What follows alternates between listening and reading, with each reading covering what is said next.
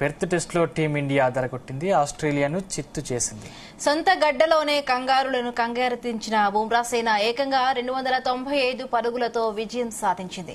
విజయానికి Aussies target కాగా 533 కాగా భారత బౌలర్ల ధాటికి కంగారూలు 238 పరుగులకే చాప చుట్టేశారు. ఇక ఆసీస్ సెకండ్ ఇన్నింగ్స్ లో బుమ్రా 3, సిరాజ్ 3, వాషింగ్టన్ సుందర్ 2 వికెట్లు తీశారు.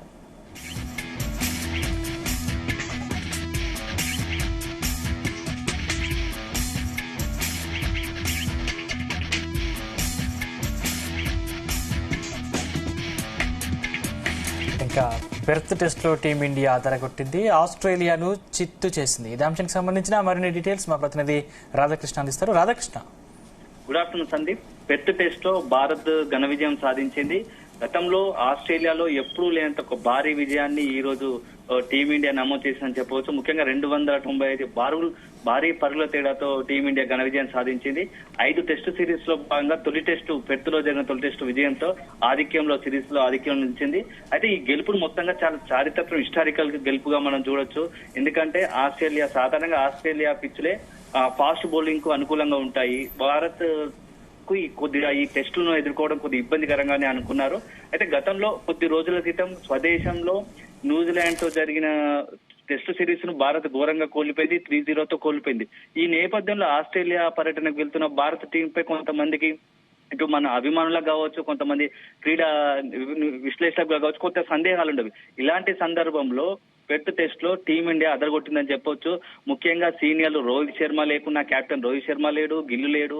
అదేవిధంగా సీనియర్ బౌలర్లు స్పిన్నర్లు అశ్విన్, జడేజా, సెమీ లాంటి సూపర్ బౌలర్, ఫాస్ట్ బౌలర్ ఇలాంటి సీనియర్లు లేకున్నా యువ జట్టు చాలా రాణించిందని చెప్పవచ్చు. ముఖ్యంగా ఓపెనర్ యశస్వి జైపాల్ గురించి ఎంత చెప్పినా తక్కువే. ఎందుకంటే పెర్త్ లో మొత్తం పిచ్ కూడా సీమ్ కు అనుకూలంగా ఇస్తుంది. అలాంటి సందర్భంలో ఒకవైపు వికెట్లు పడుతున్నా చాలా నిలకడగా రాణిస్తూ పెద్ద ఎత్తున మంచి స్కోర్ చేశాడు, సెంచరీ చేసి మంచి అదరగొట్టాడు. ఇదే సందర్భంలో విరాట్ కోహ్లీ కూడా గత కొద్ది రోజులుగా ఫామ్ లేక ఇబ్బంది పడతా ఉన్నాడు. ఇలాంటి తరుణంలో పెర్త్పై చాలా నిలకడగా ఆడుతూ సెంచరీ చేశాడు. చాలా రోజుల తర్వాత విరాట్ కోహ్లీ ఏ విధంగా తన అభిమానులు కోరుకుంటున్నారో సెంచరీ సాధించాలని దాన్ని రుజువు చేసి చూపించాడు. మొత్తంగా ఏంటంటే ఇప్పుడు ఉన్న పెర్త్ టెస్ట్ లో టీమిండియా గెలుపై పెద్ద ఎత్తున ప్రశంసలు అందుతున్నాయి. ఎందుకంటే యువ జట్టు చాలా మంది యువకులు, అంటే రాహుల్ కూడా కొంత ఫామ్ తో ఇబ్బంది పడ్డాడు, తిరిగి ఫామ్ లోకి రావడము. మొత్తంగా కూడా ఇప్పుడు పెర్త్ టెస్ట్ లో టీమిండియా గెలుపుతో నెక్స్ట్ సిరీస్ లో కూడా ఇంకా భారత్ పై భారీ అంచనాలు పెరిగినాయని చెప్పవచ్చు.